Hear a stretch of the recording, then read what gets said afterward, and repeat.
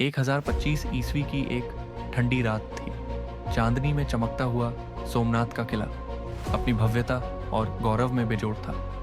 उसके ऊंचे द्वारों के पीछे सैकड़ों ब्राह्मण पूजा में लीन थे, जबकि हिंदू राजा युद्ध की तैयारियों में जुटे थे। उन्हें भली भांति झांत था कि इस्लाम का योद्धा सुल्तान महमूद गजनवी अपनी अजेय सेना के साथ उनके द्वार पर आ पहुंचा है।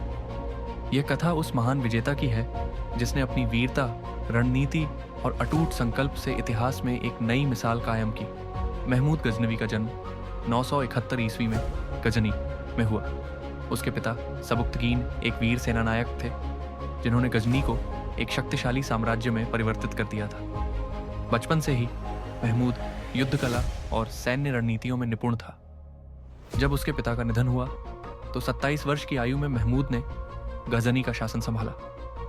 परंतु वह केवल एक साधारण विजेता नहीं था, बल्कि एक कुशल शासक भी था। उसका सपना था कि वह एक ऐसी साम्राज्य स्थापित करे जहां ज्ञान और सभ्यता फूले फले। परंतु उसके सामने सबसे बड़ी चुनौती थी भारत के शक्तिशाली हिंदू राजा। महमूद गजनवी ने भारत पर 17 सफल आक्रमण किए और प्रत्येक आक्रमण पहले से अधिक भव्य और निर्णायक सिद्ध हुआ। उसने सर्वप्रथम पंजाब और मुल्तान को विजिट किया।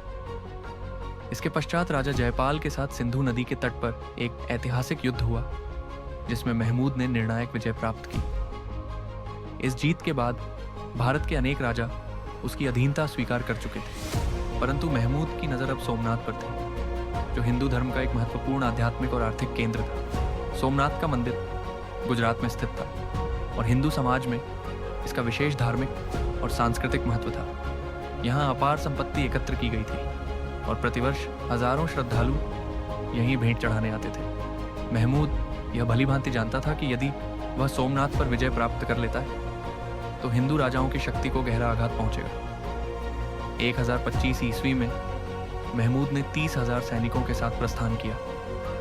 रास्ते में रेगिस्तानों की कठिनाइयां, दुर्गम नदियों की बाधाएं और शत्रुओं की प्रतिरोधक शक्ति उसका मार्ग रोकने का प्रयास कर रही थी, परंतु महमूद अपने लक्ष्य के प्रति अडिग रहा। कई महीनों की यात्रा के पश्चात अंततः महमूद अपनी सेना सहित सोमनाथ के द्वार पर आ पहुंचा। हिंदू राजाओं ने मंदिर की रक्षा के लिए 50,000 सैनिकों, सैकड़ों युद्ध हाथियों और मजबूत किलेबंदी की व्यवस्था कर रखी थी। परंतु महमूद को विदित था कि सिर्फ सैन्य बल ही नहीं, बल्कि रणनीति भी विजय सुनिश्चित करती है। यह युद्ध इतिहास के सबसे कठिन और रक्त रंजित युद्धों में से एक था। 3 दिनों तक घमासान युद्ध हुआ। महमूद की सेना अदम्य साहस के साथ लड़ी, परंतु शत्रु संख्या में अधिक था। तीसरे दिन सुल्तान ने अपने सेनापतियों को अंतिम आक्रमण का आदेश दिया। जैसे ही सोमनाथ का द्वार टूटा, मुस्लिम सेना मंदिर के भीतर प्रविष्ट हो गई। ब्राह्मणों ने सुल्तान के चरणों में गिरकर प्रार्थना की कि वह मूर्ति को क्षति न पहुंचाए और इसके बदले असीम धन संपत्ति स्वीकार कर ले।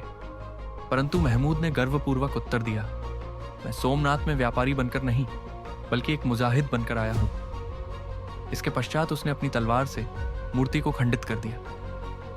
मूर्ति के भीतर से सोना, हीरे और अनगिनत बहुमूल्य रत्न निकले। महमूद ने इस संपत्ति का उपयोग अपने साम्राज्य में शिक्षा और कला के उत्थान के लिए किया। सुल्तान महमूद गजनवी सिर्फ एक योद्धा ही नहीं, बल्कि एक कुशल प्रशासक भी था। उसने गजनी को उस युग के सबसे समृद्ध और विकसित नगरों में से एक बना दिया। वह ज्ञान और विद्वानों का संरक्षक था। उसके दरबार में महान विद्वान अल-बेरूनी और कवि फिरदौसी जैसे प्रतिभाशाली लोग थे।